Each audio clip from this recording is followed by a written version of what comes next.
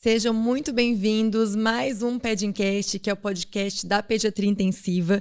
E hoje a gente começa com o nosso episódio número 41, sendo que o nosso tema é processo de enfermagem na terapia intensiva. E para discutir esse tema, que é um tema que eu fico muito feliz de discutir, era um tema que eu queria há muito tempo discutir, que é esse processo do ser enfermeiro dentro de uma UTI, que não é fácil. Eu chamo a nossa expert, né? Que é enfermeira, professora doutora, Andréa Gastaldi. Andréa Gastaldi, tem imenso prazer de trabalhar com ela no departamento de enfermagem. Ela tem mestrado em enfermagem pela Universidade Federal de Santa Catarina, no ano 2000. Foi minha colega de doutorado também, lembro muito, né? Dentro da saúde coletiva pela UEL em 2016. E também é professora, docente adjunta da UEL, na área de saúde do adulto, onde a gente fica um pouquinho diferente, né? E ela é coordenadora da residência de enfermagem em cuidados intensivos do adulto. E também é vice-coordenadora do colegiado do curso de enfermagem da UEL e coordenadora do NDE, que é o núcleo docente estruturante do curso de enfermagem também da UEL. E é um imenso prazer e é a nossa referência quando a gente fala de processo de enfermagem, dando consultoria não só, né, para nós, para o hospital universitário, mas também para os hospitais aqui de Londrina. Seja muito bem-vindo, Andréia. Eu que agradeço o convite, Flávia, Arnildo. Eu espero poder colaborar, né, em alguma coisa, já que você, né, faz todo esse propaganda, né, Flávia, de que eu falo tanto, né, desse assunto. Mas é verdade, é um assunto que eu gosto bastante, né, eu falo bastante. Acho que quem é ou quem foi meu aluno sabe que esse é um tema que eu sempre gostei, que eu sempre falei, que eu dou aula desde sempre, desde que eu, né, comecei a dar aula. É um tema que eu sempre dei aula, que eu falo dele, e que eu acho que eu incorporei de uma maneira, assim, genuína, assim, na minha vida, porque eu acho que faz parte do dia a dia do enfermeiro, que deveria fazer mais parte ainda da vida do enfermeiro, mais do que eu acho que hoje a gente vê no dia a dia. E que talvez essa conversa sirva até para a gente, né, refletir um pouquinho sobre isso. Porque a gente ainda tem que falar sobre isso no dia a dia? Por que não estar mais incorporado isso no dia a dia e a gente ainda ter que discutir tanto sobre isso, né? E dentro desse tema, né, eu acho que a gente tem que começar pensando. É um desafio. Eu acho que hoje o enfermeiro, dentro da terapia intensiva, ele tem muitas funções e isso, de uma certa forma, nos faz refletir como assistir melhor dentro, né, desse processo do paciente grave, também como organizar esse processo que já é tão bem consolidado na literatura, mas às vezes a gente tem dificuldade, um hiato, né, de pegar a literatura e colocar na prática. Mas antes da gente começar esses desafios, o que é exatamente para quem nos ouve? Porque o nosso foco é um multiprofissional, né, André? Então, estou eu como enfermeira, Arnildo como médico, mas a gente tem fisioterapeutas, assistentes sociais, né? Tem também graduandos de várias, né, especialidades e profissões que nos ouvem. Então, para definir, não só para os enfermeiros que já, às vezes, já incorporam isso no seu dia a dia, mas para quem nos ouve e não conhece, o que significa esse processo de enfermagem? Eu acho assim que de uma forma bem simples, assim, né? Para que as pessoas, como você diz, de fora possam entender, né? O processo de enfermagem é uma ferramenta da prática assistencial, né? Desde que haja um enfermeiro e um paciente, um cliente, a gente aplica o processo de enfermagem, né? Ele é um método científico de resolução de problemas. Se eu tenho um paciente sob os meus cuidados, né? Eu tenho demandas de cuidado, eu tenho necessidades de cuidado de um paciente em relação à assistência de enfermagem, e eu preciso resolver esses problemas por meio de um método científico. Então, o processo de enfermagem nada mais é que um método científico de resolução de problemas. Então, ele consiste em etapas de raciocínio clínico para que eu possa aplicar isso e resolver esses problemas, né? Então, por isso que a gente fala que, de uma forma intrínseca, isso deveria fazer parte do dia a dia. É um processo de raciocínio clínico. Eu estar com um paciente, né, sob os meus cuidados, e a partir do momento em que eu conheço esse paciente, ele está ali, eu avaliar, né? Identificar quais são essas necessidades de cuidado, fazer um planejamento de como eu vou cuidar dele, e a partir dos meus recursos humanos, materiais e tudo mais, eu fazer esse planejamento, intervir de alguma forma e avaliar o resultado dessas intervenções que eu fiz. E a partir da avaliação desses resultados, eu mudar a minha trajetória ou eu manter a minha trajetória desse cuidado. Então, é algo tão simples, vamos dizer assim, que me parece estranho que isso não seja incorporado nesse processo de cuidar no dia a dia. Então, fica aquela dúvida assim, como que eu cuido se eu não faço esse processo, né? O que é cuidar se não aplicar esse processo? Então, como é que eu trabalharia no dia a dia se não aplicando essas etapas de processo de cuidar? Então, fica na minha cabeça, isso já não passa mais, né? E é isso que no dia a dia eu tento passar, né, hoje, enquanto professora, para os meus alunos, mas no meu dia a dia, desde quando eu estava na assistência, isso era o meu cotidiano. Então, eu não tenho isso de forma sistemática, registrada. Onde eu trabalho não tem diagnóstico de enfermagem, mas no meu raciocínio eu tenho que diagnosticar. O que está acontecendo com esse? Qual a necessidade de cuidado que ele tem em relação a mim? Ele tem um risco de queda, então eu estou fazendo uma ação para que ele não, né, caia do leito, que eu estou fazendo medidas para isso. Então, é todo um raciocínio clínico que acontece que não tem como eu não trabalhar em relação a isso, né? Então, o processo de enfermagem é isso que acontece no meu processo de cuidar. Mas pode... Eu acho interessante que conforme você descreve esse processo todo, tem muito em comum com o próprio processo do cuidado da medicina, né? Da medicina, da fisioterapia, da nutrição, de qualquer profissão. Eu até me vejo assim, muitas vezes comentando também com os nossos médicos residentes exatamente isso, né? Que é interna uma criança grave, por exemplo. O primeiro trabalho é realmente esse. Não só o diagnóstico da doença em si, mas é como eu sempre até já comparei uma vez com a Flávia, como se a gente desconstruísse a criança em vários órgãos e sistemas, analisando cada uma dessas disfunções, entendendo e depois juntando tudo de novo para começar a tratar. E essa questão de reavaliar o resultado é muito interessante mesmo no nosso dia a dia, porque após essas primeiras medidas é que a gente vai saber se a gente está no caminho totalmente certo, parcialmente certo, ou a gente escolheu um caminho errado, né? E até me lembro muito, eu já citei isso antes aqui, uma frase que a professora Cíntia, que era da UTI de adulto, falava, que quando as coisas não estão indo bem, tem que rever todo o ABC, porque provavelmente nessa hora de fazer o raciocínio construtivo, pode ser que a gente tenha deixado passar alguma variável que não foi percebida, né? Exatamente. E aí vem outro ponto interessante, talvez a gente esteja até pulando alguma etapa Não, mas aqui. é assim mesmo. Mas é a grande dificuldade que não existe talvez muito na medicina, mas existe na enfermagem, que é com a evolução, né, Flávia? Que as pessoas, né, na enfermagem têm grande dificuldade de evoluir os pacientes. Mas por quê? Porque faltou essas etapas anteriores.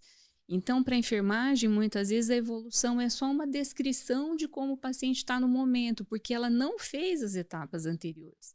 Então, realmente, ela não está evoluindo, ela não está avaliando esse processo anterior, ela não está evoluindo o que ela fez antes, porque ela não está pensando nos problemas do paciente, os problemas que o paciente tem.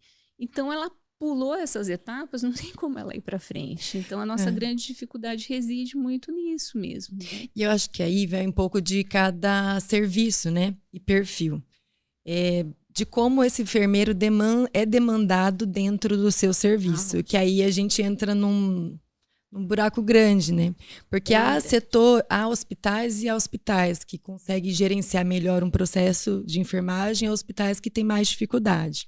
A gente fala aqui a nível nacional, até para fora, né? Tem pessoas que são de fora do Brasil que acabam nos ouvindo. E a gente tenta parar para pensar o quanto é importante, nesse meio tempo, o respeito ao dimensionamento dos recursos humanos, né? E é uma coisa que a gente estava até comentando antes, porque hoje o gerenciar é muito complexo.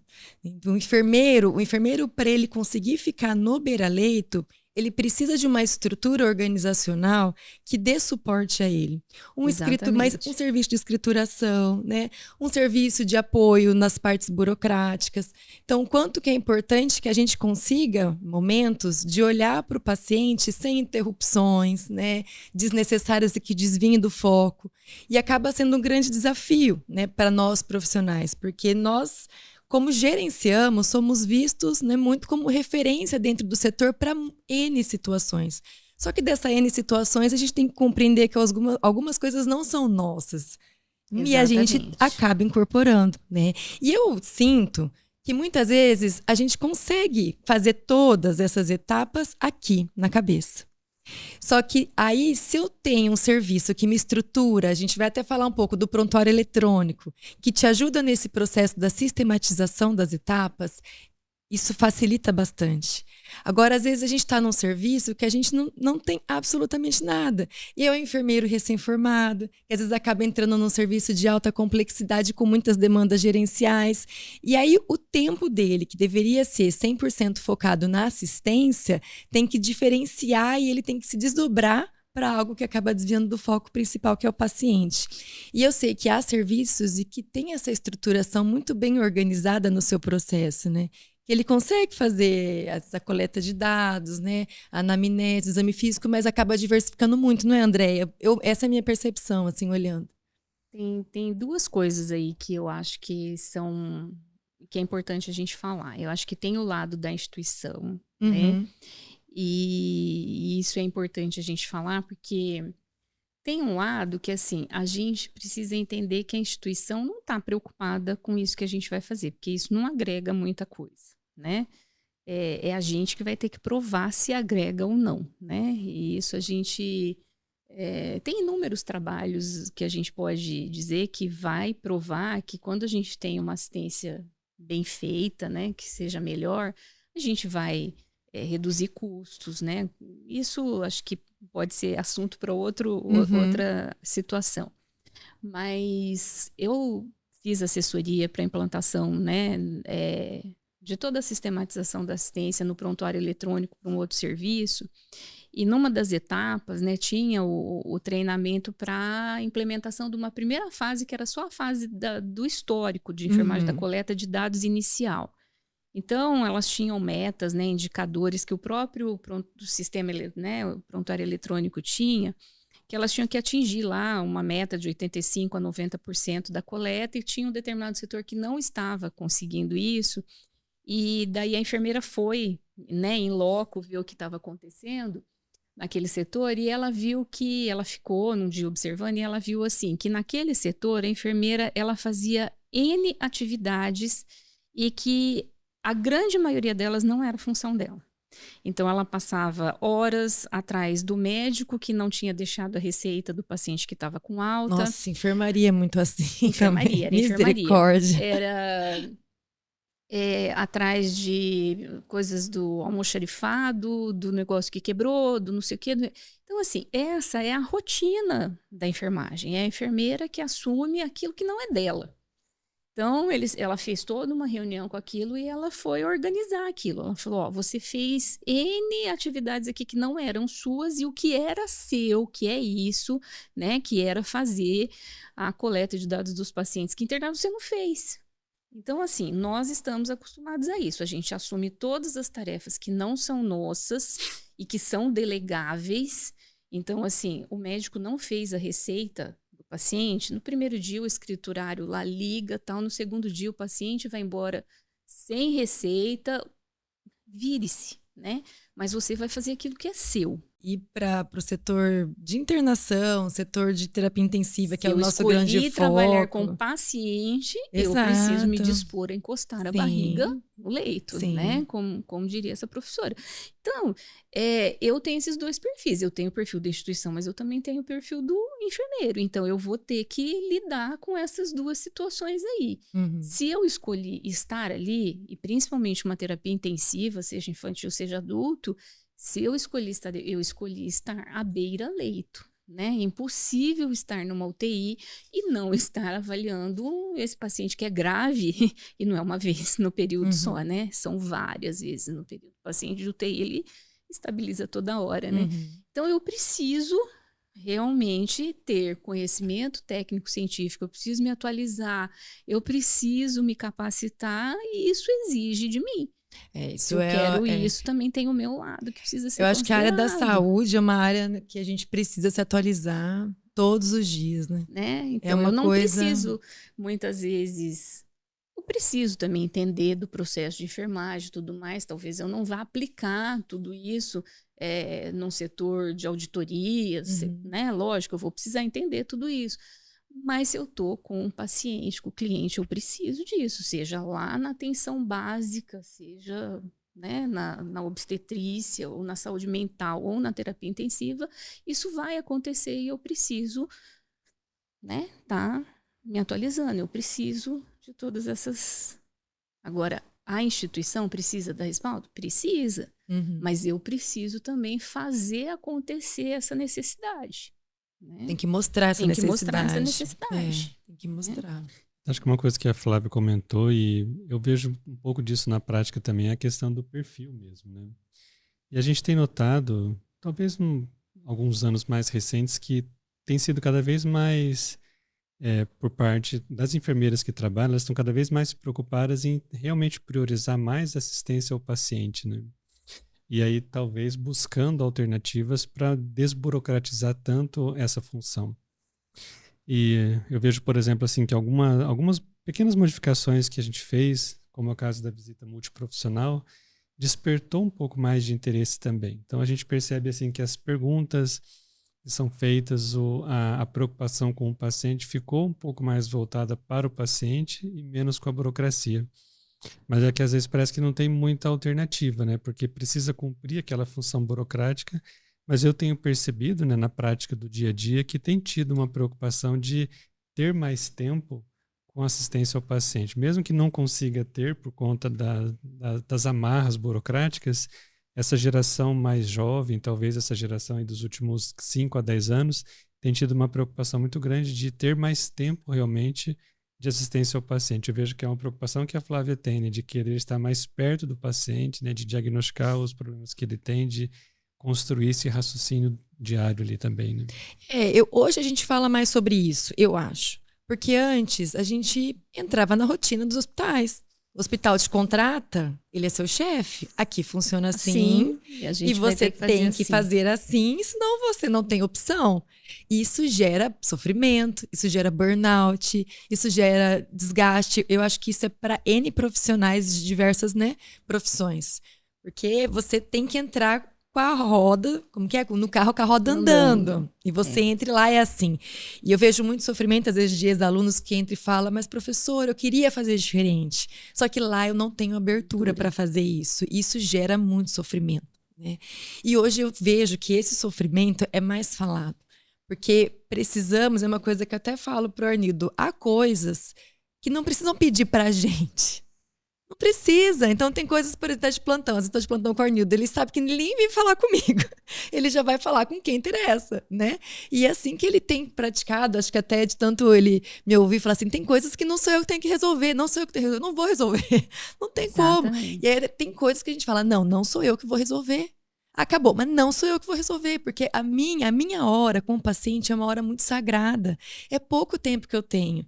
É o que a gente estava comentando. No nosso caso, é um enfermeiro para 10 crianças. Gente, são 10 crianças. 10 crianças. Aí você para pensar. São realidades muito diferentes em diversas situações. Exato. Né? A gente tem N realidades. N realidades aí no Brasilzão afora. Aí, né? Enquanto a gente tem realidades muito melhores, né? E que a gente pode falar assim que esse enfermeiro, ele pode fazer algo bem feito em termos do processo de enfermagem e do registro, né? Porque tem uma coisa que eu sempre bato na tecla e vou falar assim, ó, você pode fazer tudo de melhor, de bem feito, você pode ser perfeita, se você não registrou, com não certeza. aconteceu. Isso é geral. Não existe. Então, assim, você passou 6 horas, né, do teu dia ou 12, e você fez N coisas, mas você não registrou nada do que você fez. Então, não aconteceu. tá? Você desenvolveu o raciocínio clínico, você fez muito por aquele seu paciente, você fez com a família, você, né? Mas não tá nada escrito. Isso é um problema Então, até em termos jurídicos depois também, a gente tem né? um problema muito sério, que a enfermagem, ela não registra nada do que ela faz, sabe? Mas depende do processo, né? Então, mas aí entra essa questão da dimensionamento de pessoal, Sim, exato. né? Que a gente tem diferentes realidades. E, muitas vezes, mesmo tendo um dimensionamento adequado, o enfermeiro daí ele não faz, né? E a gente tem entraves mil aí, né? A gente poderia dizer, o próprio prontuário eletrônico, às vezes ele pode ser um facilitador, mas ele também pode ser né, assim, um distrator aí nesse meio, né?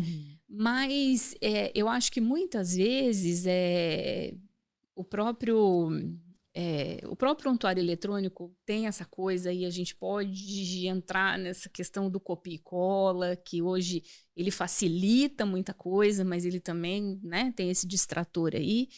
E a gente tem que partir para uma coisa que facilite esse nosso modo de registrar, né? E daí, muitas vezes, por exemplo, eu vejo os residentes reclamando, né? Que, né, eu cobro muito essa questão, né, dos registros, e a gente fica naquela questão assim, né? Você sentou para fazer e daí, de repente, você começou a escrever, alguém chamou e daí alguém foi lá e te apagou tudo que você fez. Você também. saiu do computador, acabou. Do computador, alguém você mexeu. Não volta mais. Tal, né? Daí a última dica que eu dei, eu falei assim, faz um Google Docs, né? Verdade. Faz um Google Docs, registra lá, porque daí você não perde o que você fez, né? Tem disso também.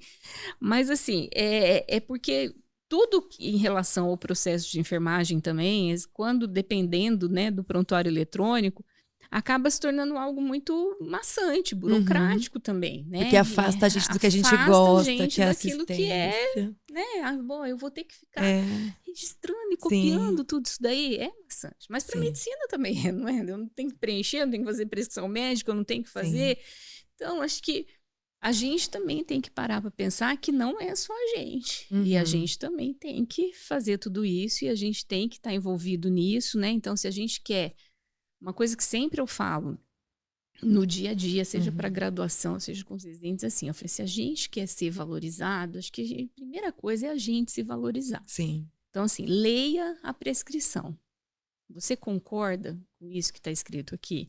Você acha que está legal? Se você pegar, se você lesse, tá legal isso que está escrito? Você acha que alguém valoriza Só para esclarecer, é a prescrição de enfermagem. Prescrição de enfermagem, porque a gente tem, dentro das nossas etapas, a coleta, a gente não falou disso, acho que faltou essa...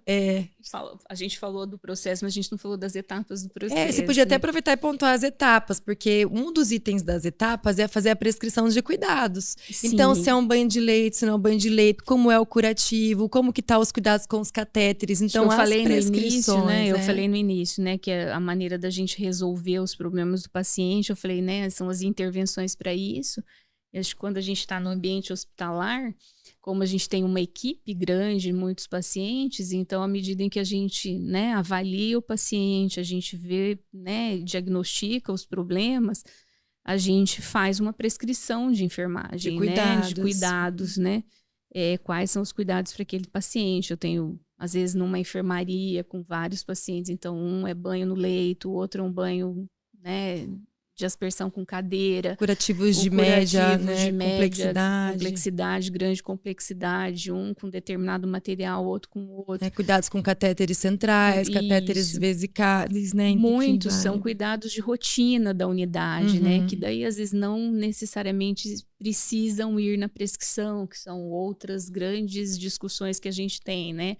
Que aquilo que é de rotina não precisa estar na prescrição. A gente só põe na prescrição aquilo que é específico daquele paciente, que é para diferenciar mesmo. E às vezes isso acaba, né? A gente faz às vezes prescrições que são lá pro forma, né? Assim, cheio de itens, né? Muitos cuidados de rotina que não precisariam estar ali e que a equipe muitas vezes nem lê e nem valoriza. Então a gente precisa discutir sobre isso. A gente tem que ser mais assertivo, nesse ponto, né? Então são coisas que a gente também precisa discutir sobre, né? Porque daí a gente valoriza aquilo que a gente está fazendo para que a equipe possa valorizar, para que outros profissionais também possam valorizar, né? Dentro desse contexto, André, pensando na UTI, a gente estava até comentando, existe a questão dos modelos teóricos, né, que é uma coisa mais teórica relacionada a todo esse processo. Existem os modelos assistenciais, que eu particularmente acho que é interessante para o pessoal saber, né?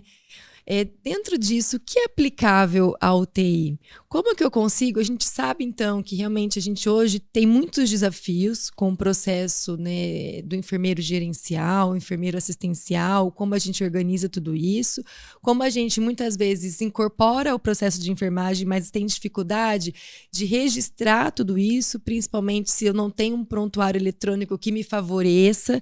Mas como eu sistematizo isso dentro da UTI, que é um setor peculiar, né? Complexo. Flávia, esse é um desafio, como você mesma disse, porque assim, como a gente ainda está muito longe, né, de trabalhar, que isso realmente é muito teórico, né? Se a gente hoje fosse falar, né, de teorias de enfermagem, né, porque todo o processo de enfermagem, ele na verdade, ele é o resultado, né, de uma teoria de enfermagem, né? Ele é a base de uma teoria de enfermagem. A gente poderia dizer assim, é a maneira pelo qual uma teórica de enfermagem em algum momento viu a assistência de enfermagem e ela aplica aquilo na prática. Então, a gente tem diversas teorias de enfermagem, né? São diversos olhares sobre a assistência. Então, desde Wanda Horta, que apesar da polêmica dela não ser uma teoria, porque ela foi embasada em outra teoria, né? Mas que é a que a gente mais, por ela ser uma brasileira, é a que a gente mais aplica no nosso dia a dia, que trata das necessidades humanas básicas. Então, acho que a gente pode pensar nela, né? Então, Wanda Horta era uma professora da USP que foi para os Estados Unidos na década de 70 e desenvolveu essa teoria das necessidades humanas básicas. Então, ela diz que a gente tem que olhar para o ser humano a partir das suas necessidades humanas básicas, necessidade de oxigenação, de alimentação, de eliminações, Então, ela vê as necessidades psicobiológicas, psicoemocionais, tal. Então, é você colocar o óculos dessa pessoa e olhar para esse indivíduo enquanto, né, esse olhar que ela tinha, né? Ela colocava a enfermagem como parte da equipe de saúde e que estava ali para ver as questões de equilíbrio e desequilíbrio do ser humano e tratar essas questões enquanto ele está sob a nossa assistência. E a maior parte das outras teóricas eram americanas, né, que na década de 50 desenvolveram essas teorias. Então, a gente tem a teoria do autocuidado, da Dorothea Oren, que diz que a enfermagem é aquela que deve trabalhar com o indivíduo para que ele desenvolva o autocuidado sempre que possível. Então, cada teoria se adapta mais ou menos a um contexto de assistência. Então, por exemplo, um enfermeiro que trabalha num contexto de ambulatorial, com indivíduos crônicos, vamos supor, renais crônicos em assistência ambulatorial, vai trabalhar com a teoria da Dorothea Oren, né? Autocuidado. E assim a gente tem inúmeras teorias, né? Tem teorias humanísticas, né? Acho que é da Patterson e Ziderak, que trabalha a teoria humanística dentro da UTI. Mas a gente está tão longe de pensar que eu preciso aplicar uma teoria dentro disso aqui, que eu não acho que esse é o nosso foco agora, entendeu? Acho que a gente tem que caminhar muito para que o enfermeiro, nesse momento, possa desenvolver esta necessidade de se aperfeiçoar em ter raciocínio clínico, em ser competente técnico cientificamente e desenvolver outras habilidades, vamos dizer, né? Trabalho em equipe, né? Comunicação, comunicação, tudo que a gente está precisando hoje em dia, para que ele consiga dar conta daquilo que ele está fazendo ali, né? Se dentro desse contexto e dentro de uma gestão da empresa em si, vamos dizer, ele conseguir desenvolver isso e a empresa der condições para isso, para que ele aplique esse processo de enfermagem, esse paciente saia bem assistido, vamos dizer assim, né? Num contexto da legislação vigente, porque a gente tem vamos pensar assim, ó, a gente tem 3 legislações para a gente olhar, né? A gente tem Anvisa, RDC 7, que diz como deve ser a normativa de uma UTI funcionante. Depois o adendo mas a da gente outra, né? tem a lei do exercício profissional que diz que só o enfermeiro cuida de um paciente grave, né? Que ele deve estar sob a responsabilidade do enfermeiro, toda assistência. E a gente tem um dimensionamento de pessoal do COFEM. Então, eu tenho que olhar para essas 3 coisas para ver como que eu vou distribuir assistência ali, não é? Simultaneamente são coisas diferentes, São né? coisas diferentes. E daí, para onde eu olho? Então, é até um desafio, assim, um adendo, né? A gente até tem que definir qual a melhor escala para conseguir dimensionar, porque eu tenho que classificar o meu paciente como crítico. E a RDC e fala tal. que eu tenho que pôr todo dia lá uma classificação Exato. do meu paciente também. Então, são várias coisas que eu tenho que olhar ali. Sim. Aí hoje a gente cai naquela, enfermeiro assistencial na UTI, enfermeiro gerencial, o que é o modelo ideal, né? Porque daí eu sei que eu tenho que, se diz que o enfermeiro dentro da UTI é o enfermeiro paciente grave, então é o enfermeiro que deveria cuidar. Então, eu só vou ter enfermeiro dentro da UTI? Tá. Mas como que eu diferencio o assistencial do gerencial? Quem aplica o processo de enfermagem? É tudo meio confuso, né? E eu vejo muita confusão mesmo. Porque isso aí. Eu tenho visto muita confusão. Você vê muitas instituições, né, André? Sim. E é um desafio, né? E eu já vi dar errado de muitos jeitos também, né? Então, eu acho que isso é uma coisa que a gente precisa refletir. E o que dá certo nisso? Fala assim, olha, tipo, se a gente fizer dessa forma, a chance de dar certo essas divisões é grande. Eu acho que o que dá certo é tudo que é muito bem conversado. Bem conversado, bem treinado, né? E eu acho que é isso que está faltando. Eu acho que são líderes que saibam conduzir bem, né? E não tudo que é vindo de cima para baixo, né? Eu acho que tudo que é bem trabalhado, discutido, que é combinado, né? Como diz o ditado, que é combinado não sai caro, né? Então, tudo que é colocado em pratos limpos, mesmo assim, como que será que seria o melhor aqui, que acho que é o que dá certo, né? Um dos modelos que eu vi, né, que eu achei que melhor se adapta a essas rotinas e que atende a essas legislações, assim, é um modelo que trabalha mais ou menos assim. Eu tenho, que atende a essas legislações, seria aquele que é de um grande centro, lógico, eu vi em São Paulo, mas que, por exemplo, era uma UTI de 10 leitos, adulto. Ela tem a sua supervisão, coordenação geral lá, mas dentro dessa UTI de 10 leitos, ela tinha um enfermeiro líder, eles chamavam de enfermeiro líder, que para nós seria o gerencial, que na escala daquele mês, ele estava ali de gerencial, de líder, ele resolvia os problemas burocráticos, então recursos humanos, materiais, transferência de paciente, etc e tal, né? E ele tinha 3 assistenciais, né, que ficavam ali com 3 a 4 pacientes. Calma, em dupla com um técnico. Ai, meu Deus. Tá? Então, quando eles... Ô, Jesus, que sonho. Então, ele tá com 3 pacientes, mas ele tá em dupla com um técnico. Então, em dupla, como que eles trabalham? O enfermeiro, ele faz o que é função dele. O que é a função dele enquanto um paciente grave? Ele faz as medicações de alta vigilância, ele faz inclusive hemodiálise, porque nos grandes centros o enfermeiro faz hemodiálise do paciente grave, ele faz os curativos, porque são curativos complexos, especiais, né? Por exemplo, até de acessos, né, centrais. E o técnico faz higiene, conforto, movimentação do leito, alimentação, né, em parceria Se com ajudam, o enfermeiro. né? Tá junto. Né? Eu vou movimentar, lógico que o enfermeiro vai ajudar. Eu vou fazer o curativo, lógico que o técnico está me ajudando com material e tudo mais. Parceria, né? Parceria, tá? E o enfermeiro, nesse caso, é responsável pelo processo de enfermagem, porque é ele que está com o paciente. Esse é um exemplo que dá super certo, porque não se desvia o foco para coisas que não é para desviar.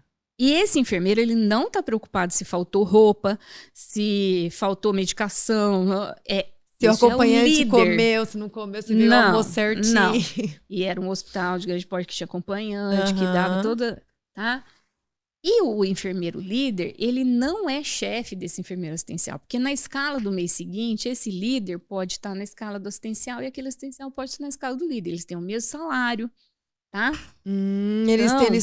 Eles rodam entre si. Rodam entre si. Não é fixo. Não. Por quê? Porque é muito complicado esse assistencial aqui estar fazendo uma função de técnico. Uhum. É muito complicado esse assistencial aqui estar, né, na mesma função de técnico, fazendo a mesma coisa, né? Muito complicado esse assistencial estar evoluindo um paciente que ele mal recebe plantão, não sabe tudo, não vai ter tempo de... porque a assistência demanda, exames, né? porque a assistência demanda, ele tá sozinho. Então, foi um dos melhores modelos que eu vi, que acolhe essas legislações, né? Tá cada um no seu quadrado, fazendo as suas funções. Ou seja, cada um tem a sua função, não se desvia o foco. Isso. E eu tenho uma referência. Eu tenho uma instituição dando suporte. Então, mas daí eu tenho 4 enfermeiros e 3 técnicos. Eu não sei se tem... Né, na nossa realidade é mais ou menos parecido com o que eu tenho hoje. Para 10 leitos. Para 10 leitos, né? É talvez uma adaptação disso, né? Então, assim, mas não sei se é o ideal. É tudo uma questão de conversa, de adaptação. Mas dava certo lá. Dava certo lá. Não sei se hoje ainda é feito assim lá, né? Foi há alguns anos que eu vi. Mas são estratégias que devem ser usadas, né? Mas me preocupa um pouco as misturas, né? As funções diferentes para as categorias, mesmas funções para categorias diferentes, né? Isso me preocupa um pouco. Eu acho que uma coisa que você falou que é bem importante é a pactuação e a conversa e a clareza. A clareza. Qual a função de cada um? Nesse né? processo, né? E de que forma, por exemplo, eu acho muito complicado alguém que fica na assistência o tempo todo conseguir executar o processo de enfermagem, né? Não, gente, é muito difícil. Né? O paciente de UTI demanda Sim, demais. Então, quando não dá. Então, isso é bem pesado, é bem complicado. Então, são coisas a se serem... Mas eu acho que tudo tem que ser pactuado, né? Vendo você passar essa descrição, André, eu acho que eu vivi 2 realidades ao longo desse tempo todo que eu estou na UTI pediátrica. A maior parte do tempo, sempre trabalhei com técnicos de enfermagem e uma enfermeira que gerenciava ali as atividades. Só um adendo, né? Era uma enfermeira, e eu vivi essa época, tá? Sim, até... Não, para enfermaria de pediatria e UTI. Enfermaria de pediatria com 30 leitos, né? E UTI na época 7. Eu já fui enfermeira de UTI de 21 leitos com 2 enfermeiras também, Deus tá? do céu. E só técnicos de enfermagem, tá? Isso é uma coisa recente por determinação do COFEM para, na verdade, atender a lei do exercício profissional, que é de 1986, mas que não era cumprida. Aí, recentemente, a gente teve como um meio a meio, né? Então, começou a ter a participação das enfermeiras assistenciais. E hoje estamos no modelo que praticamente 100% da equipe ela é composta por enfermeiros assistenciais. Eu vejo que isso trouxe muito crescimento para o setor, falando regionalmente ali de um setor onde eu estou o tempo todo, né? Mas, por outro lado, né, eu acho que eu passei assim, 15 anos trabalhando com técnicos de enfermagem e via o quanto de bom era o trabalho deles também, né? Um trabalho assim, de muito... reconhecimento da gravidade, de muito feeling, né, de experiência com o paciente. Alguns a gente sabia assim, quando vinha falar que a criança não estava bem, vai lá ver porque realmente não estava. E eu queria assim, dentro do seu conhecimento, da sua experiência, você acha que teria espaço para um modelo híbrido? Então, hoje, o que me preocupa, por exemplo, esses técnicos não estão mais com a gente, né? E... difícil falar, mas assim, o que está sendo a formação do técnico hoje? Se a gente está tendo dificuldade na formação do enfermeiro, a gente está tendo mais dificuldade ainda na formação do técnico, né? Então, a gente não tem mais esse técnico aí que você viveu, que eu vivi. Não temos, né? Porque eu vivi essa UTI aí que você viveu, tá? Né? Eu fui enfermeira dessa UTI aí que eu tinha esses técnicos aí. Eu podia ficar tranquila, tá? Teve situação, Ok, cirurgia cardíaca, tá? Assim... Eu tive situação de, por exemplo, de ter uma criança que precisou entubar e era só eu e a técnica de enfermagem ali. Controlava a situação com uma facilidade muito grande. Nossa, muitas me eu já treinaram, tive viu? essa UTI aí, 2 PCR, o médico atendendo uma lá e eu atendendo outra com o técnico aqui, tá? E a gente tocando 2 PCR ao mesmo tempo. Mas é uma realidade que a gente não tem mais hoje, né? Às vezes eu penso que eu sou muito saudosista, assim, né? Começo a conversar com os residentes, assim, eu vou melhor não falar dessa época, porque parece que a gente estava lá de um tempo lá atrás, que eu, né? Tô muito velha, mas não não, a gente não tem mais essa realidade. Por isso que me preocupa. Mesmo o enfermeiro assistencial hoje ainda me preocupa né? Porque a formação ainda é algo que me preocupa.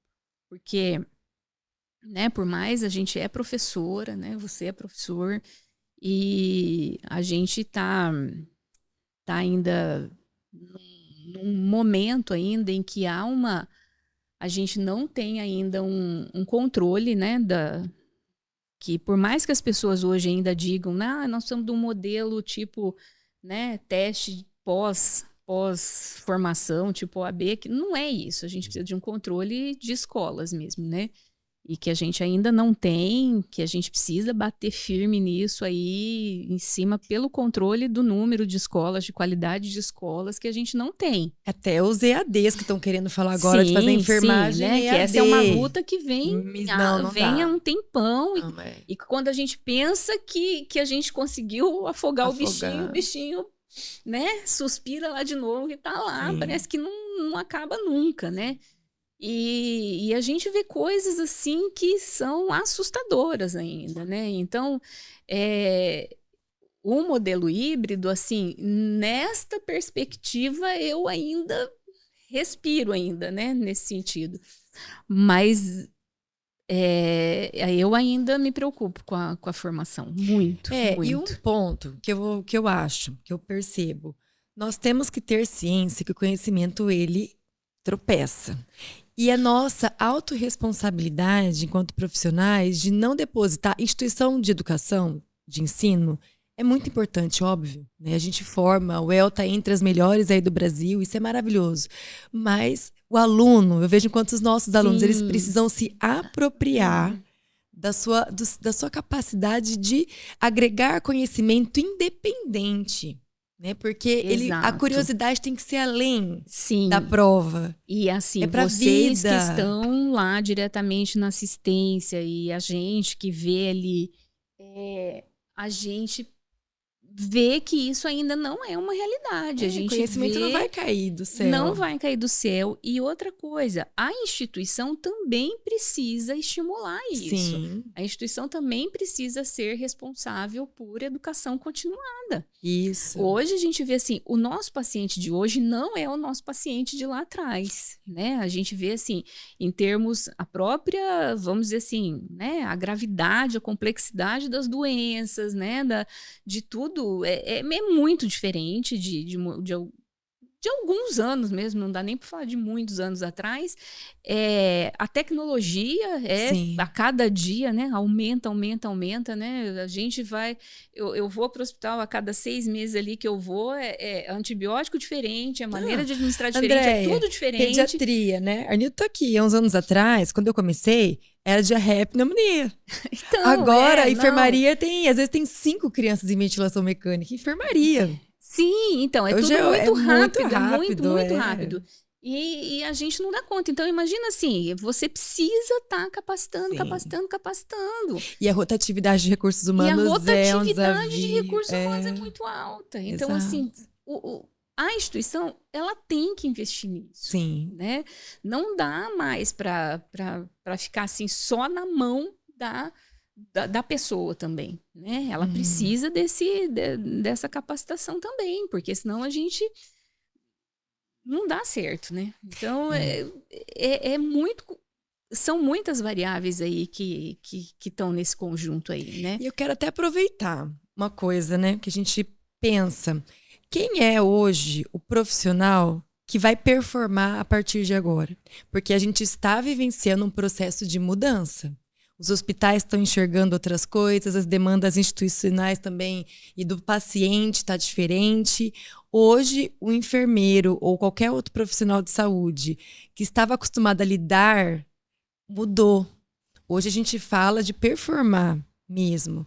Então, quem é esse enfermeiro? Como esse enfermeiro, pensando para nós, pelo episódio, para o profissional enfermeiro, o foco de equilibrar essa famosa hard skills, né? Soft skills, como que a gente consegue hoje contornar para ter propriedade do cuidado e das habilidades, que não é mais uma habilidade só entre aspas, assistencial, mas é uma habilidade de posicionamento, liderança, autoconhecimento, que é um outro ponto, autoconhecimento, capacidade de gerenciamento, otimização de tempo, resolutividade de problemas. Como que a gente faz isso? Como que ensina isso, Andréia? Esse que é o problema.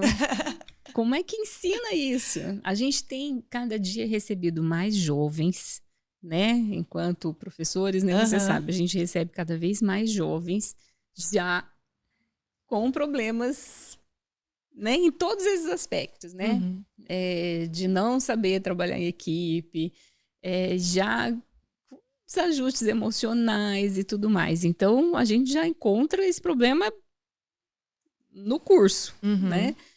E a gente tenta, de alguma forma, né? Dar suporte, tentar trabalhar todas essas coisas, né? E a hora que ele cai lá, a gente sabe, e a gente vê pelos nossos egressos, né? Residentes, como é diferente, às vezes, a maneira como cada um vai lidando com as coisas, né? E a gente vê que o que se dá bem é esse que consegue juntar, né, essas hard skills com as soft skills, né? Porque quem tem essa capacidade, principalmente ali, né, de comunicação, de trabalhar em equipe, que consegue pegar, né, essas tem a competência, porque só competência técnica não dá conta hoje em dia. Lógico, né? é primordial, né? Um conhecimento técnico científico é primordial. Sim. A gente está, né? Isso não tem como negociar. Mas se ele não souber trabalhar em equipe, se ele não souber lidar, porque é um ambiente hostil, não dá para a gente dizer que não é, né? O trabalhar em equipe, a gente vai encontrar equipes muito pesadas, né? É um setor fechado, né? As UTIs são setores fechados, são climas pesados emocionalmente, a gente lida com perda, né? Quase que diariamente, com sofrimento. Então, se a gente não souber lidar com isso, se a gente não tiver esse preparo, a gente não vai conseguir. Então, quantas vezes eu já indiquei assim, vamos trabalhar isso na terapia, vamos trabalhar até questão de postura, né? Porque eu sabia que aquilo não era a postura da pessoa. Desde a graduação, né? Desde a graduação. Já vai falando, desde a graduação. Eu sei que você não é assim, eu te conheço, mas a pessoa não sabe. Então, esse jeito de você falar, esse nariz em pé, não é seu. Então, vai trabalhar isso, né? Porque a hora que você chegar para a equipe desse jeito, não vai dar certo. Vai dar certo. Então, vamos tentar melhorar isso, né? Então, porque senão já chega, né, amedrontando, não vai passar uma posição de liderança, né? Uma liderança, vamos dizer assim, uma liderança amorosa, que acolha sem, né, representativa da sua por equipe, cima. Então, tem que ter, né, essa liderança, mas ao mesmo tempo, enquanto equipe multi, também saber se posicionar. Porque o que eu vejo hoje também, assim, é a enfermagem sendo muito, dentro da equipe multi, muito pisada, vamos dizer assim, né? Muito, não sabe se posicionar, por exemplo, dentro de uma visita multi, né? Não sabe, talvez, porque está faltando conhecimento técnico-científico para saber se posicionar. Tá? Às vezes autoconfiança, falar, valorização do seu processo de trabalho. Mas por quê? Né? Sim. Né? Não vou tirar essa sonda? Não dá para tirar. Sim. Por que não? Sabe? E aí a gente vê como é importante que o ambiente favoreça o seu crescimento, né? Porque todos nós estamos em processo de aperfeiçoamento, né? E aí, hoje, esse final de semana, por exemplo, eu dei meio plantãozinho lá, fui lá meio período. Ai, André, como é bom. Tava falando assim, gente, como foi bom. Eu tinha a senhora, dona Eliane, do material, a escrituração, a equipe, cada um, sabe, me ajudando no processo. Gente, isso não tem preço quando a gente vê a equipe com sinergismo, coesa, se ajudando. Às vezes tinha uma que criança recebeu alta, outra, vai lá. E ela fica assim, não quer que eu vou ajudar mesmo? Eu vou. Ah, não, mas eu vou mesmo assim. E vai, e ajuda. Isso é maravilhoso, esse sentimento de cooperação dentro de um setor complexo, né? E eu sei que não é sempre o que as pessoas veem por aí, mas quando ele existe e ele tá lá, é muito bom. Eu até arrepio, porque faz muita diferença. Porque trabalhar num ambiente em que isso não acontece é extremamente desgastante, exatamente. Né? Você vai embora e você não quer voltar mais. Sim. Né? E aí que os nossos ex-alunos, nossos egressos vão desanimando, né? E daí, assim, não, né? Desanima da profissão, e quer mudar de profissão, e acha a profissão horrível. Mas, né, eu não posso falar, assim, eu tenho 35 anos de profissão, né? E eu sempre fui feliz naquilo que eu fiz. Então, mas eu devo confessar que antigamente era mais fácil ser enfermeiro, né? Eu falo isso com todas as letras, assim, sabe? Porque a gente tinha um ambiente, trabalhar em equipe era muito mais fácil, né? Eu acho que a gente tinha não sei, acho que as equipes com quem eu trabalhei, acho que sempre foram mais fáceis, assim, né? Então, assim, era um respeito maior pelo nosso conhecimento, né, então, assim, uma confiança no trabalho da gente, assim, então era realmente um trabalho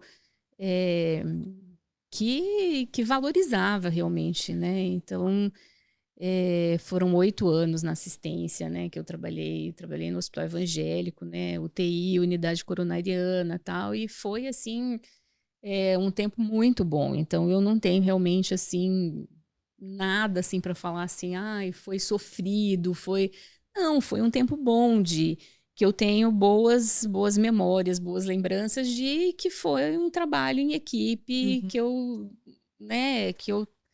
não tenho essas coisas ruins, assim. Então, quando eu tento trazer hoje para aluno, para residente, eu tento trazer essas experiências, sabe? Para dizer assim, que é possível, que vale a pena, que a gente tem caminhos para trabalhar com isso, né? De fazer a equipe, você ser o exemplo da equipe, que com isso você consegue que você realmente, a unidade, tudo, ela é o seu reflexo, né? Que liderança a gente coloca dessa forma, né? Se você perde o prumo ali, realmente as coisas vão acabar perdendo prumo também. Então, a gente tem que ter esse, né?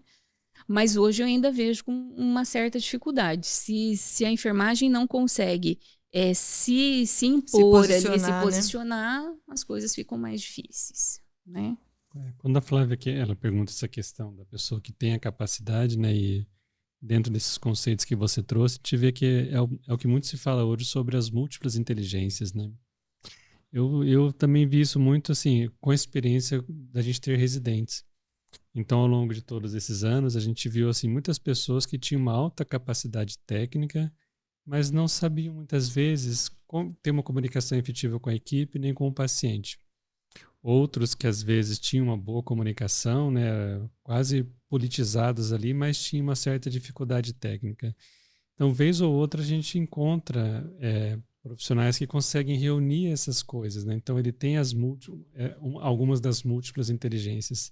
Tanto é que a gente faz a questão de trazer eles para trabalhar com a gente, né? Porque reconhece exatamente essa questão da alta capacidade técnica, a capacidade ali de comunicação com a equipe, né, sem hierarquização que não existe, né, de uma comunicação respeitosa e uma comunicação muito humana com os pacientes e, no caso nosso, com os familiares dos pacientes, né. Então, é difícil encontrar, assim, alguém que consegue reunir alguma dessas múltiplas inteligências, mas vez ou outra a gente tem a felicidade de encontrar e até trazer para trabalhar por perto, porque não pode perder mesmo a chance de... E não deixar mudar, né, Arnildo?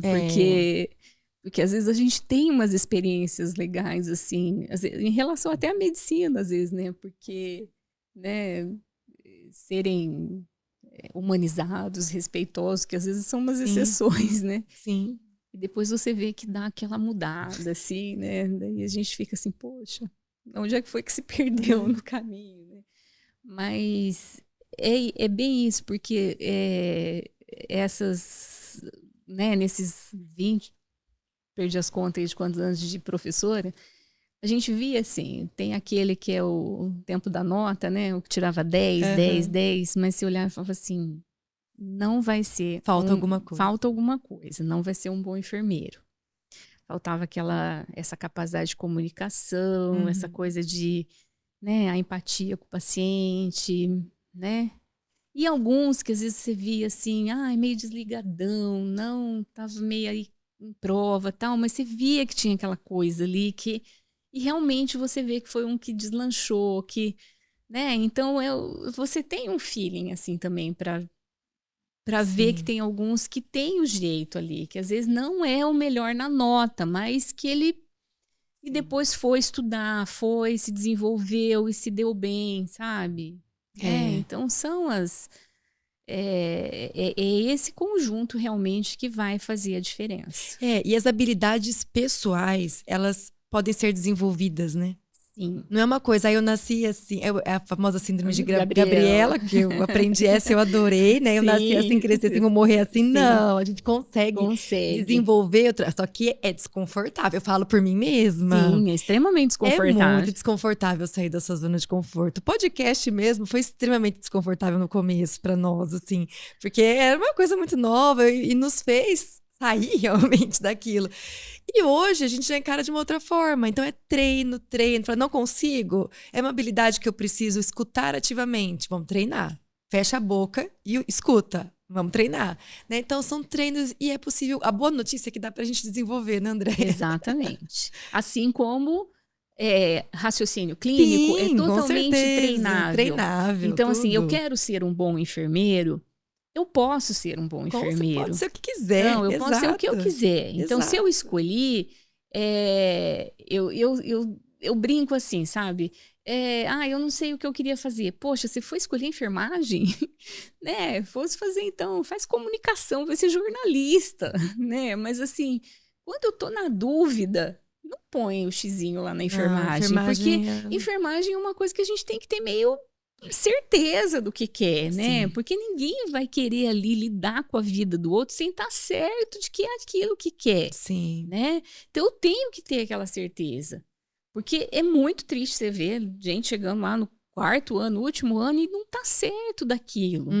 Certo? Porque eu posso me desenvolver, eu tô ainda falho em alguma coisa, eu posso ser bom naquilo. Eu vou estudar, eu vou desenvolver aquilo que não tá legal ainda. Exato. Mas se eu não tô certa de que é isso que eu quero, então não dá. Então vou partir para outra. Nunca é tarde pra gente começar de novo. Exatamente. Mas desenvolver essas habilidades eu posso, né?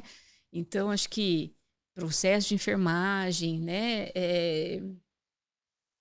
Raciocínio clínico, tudo isso é algo que a gente o nosso dia a dia, é o nosso beira-leito na assistência. Se eu escolhi fazer assistência, é esse o meu dia a dia. Então eu tenho que me preparar para isso, eu tenho que desenvolver isso, eu tenho que desenvolver essas habilidades, né?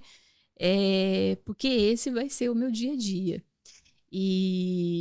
E eu tenho que lutar por isso. Sabe, assim, desde cobrar da instituição, desde, por mais que seja, né? E assim, tem certas coisas assim, se o lugar que eu tô não tá bom pra mim... Sai. Sai. Isso eu também acho. não tá legal, não Não tá fica. legal. Vai ter Vai à outras luta. oportunidades, vai à luta, vai cavar o seu espaço. Eu acho que todo o nosso cenário, ele não tá muito favorável ultimamente, né? Mas a gente sempre pode buscar outras coisas, outros lugares, né? Se eu tenho chance, posso até ir para fora, posso buscar outras coisas, né? Mas sempre lutando por aquilo de melhor que eu quero. Que você né? quer, Para mim, para exatamente. profissão, para tudo, né? Exato. Então, Eu acho que eu amei, André. Na realidade, a intenção, nossa, é abrir uma discussão e uma reflexão. Porque o processo de enfermagem, ele é desafiador. Ele não é fácil. Eu sei que há serviços que ele funciona super bem. Às vezes vai ter gente que vai ouvir e falar assim, mas aqui funciona super bem. Eu falei, poxa, que legal. Que legal. Parabéns. Né? Fala assim, até é legal. E conta até, né, a experiência. Fala, olha, aqui funciona bem, a gente se divide assim, não falta recursos, o enfermeiro consegue focar. Porque a gente sabe que grandes centros estruturam melhor o seu processo. Que envolve muitas outras coisas, envolve uma missão e tudo mais. Às vezes a rotatividade é menor, a valorização financeira do profissional enfermeiro também é maior. Isso evita sobrecarga de trabalho, duplo vínculo, triplo vínculo, né? Então a gente sabe que tem N coisas que envolve isso. E de uma certa forma, ou não, né? Eu imagino que uma vez que eu esteja feliz com o que eu faço, isso vai repercutir no meu processo assistencial. Porque eu estou indo com uma outra energia, com outro ânimo, eu estou enxergando aquilo como parte da minha vida, como por algo que eu escolhi, né? Então eu sei que é desafiador e, por outro lado, tem serviços que vai estar totalmente desestruturado, com bateção de cabeça mesmo.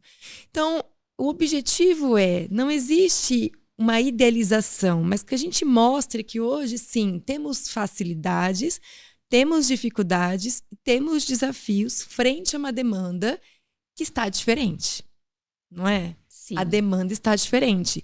Então, não dá para hoje a gente entrar no mercado de trabalho imaginando que dá para ser o que eu era 5 anos atrás. Não, eu preciso me desenvolver.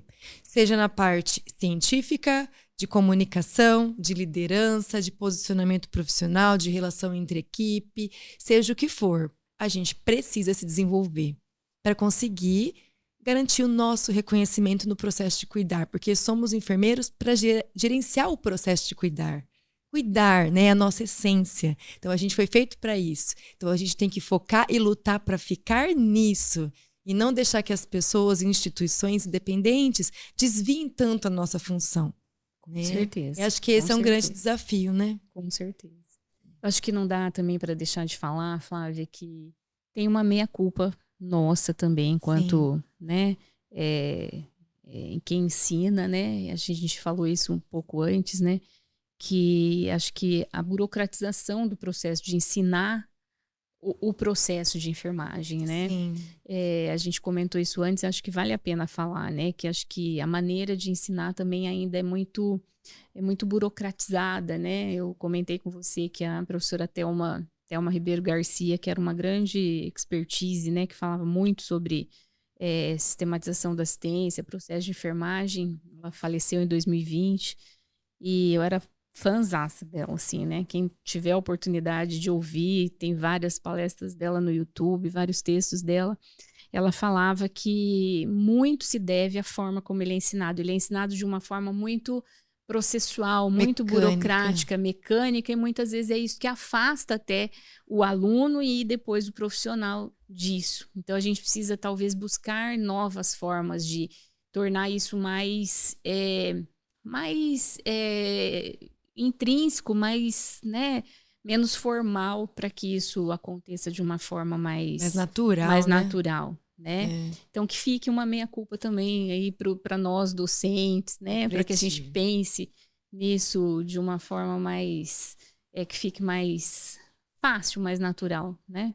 E que os nossos enfermeiros se formem já pensando no processo de enfermagem como algo a ser internalizado já, né? E que eles possam praticar isso de uma forma mais como algo mesmo do dia a dia deles, né? Exato. Que sem isso a assistência não acontece, né? Embora a gente tenha aqui falado basicamente sobre assuntos referentes à enfermagem, muito dos problemas que foram aqui comentados, eles são bem semelhantes ao que a gente vive na medicina também, né? Então, são dificuldades muito parecidas, muitas necessidades que também acho que são bem parecidas, mostrando o quanto que realmente existe a preocupação da multidisciplinaridade, né, do multiprofissionalismo. Então, para mim foi bastante esclarecedor, instrutivo, né? Então, fica o meu agradecimento também por esse aprendizado. Mais do que uma conversa, foi um aprendizado sobre algumas técnicas e estratégias que vão trazer melhoras para a assistência do paciente. Então, no final, quem vai ganhar vai ser o próprio paciente mesmo. Que bom. Muito obrigado. E André, obrigada de coração, viu? Eu que agradeço o convite. Disponibilidade. Né? Eu que agradeço o convite, espero, né, ter contribuído de alguma forma. Como eu disse, é aquilo que eu gosto de falar, né? Sim. Como sempre, né? E fala com propriedade, porque conhece muitas realidades. Né? Não é pouca, não. Uma jornada longa, né, Andréia? Nessa especialidade. Né? Por incrível que pareça, assim, desde a faculdade é um tema que eu gosto. E, gente, ó, curte o nosso episódio, né? Segue o nosso canal do YouTube, segue a gente no Spotify, vem conhecer nossa comunidade que só tá crescendo. Toda segunda-feira, episódios novos, aulas novas, comunidade a todo vapor. Estamos aqui, podcast, Pedcast para vocês, por vocês. Temas que vocês querem, elenque, né? Agenda aberta para dezembro. Se você colocar o tema que você quer, a gente já pensa aí no convidado. Então, estamos aqui por vocês também. Natal chegando, né? E aí, é isso, gente. Fiquem com Deus e até o episódio 42. Obrigada, viu?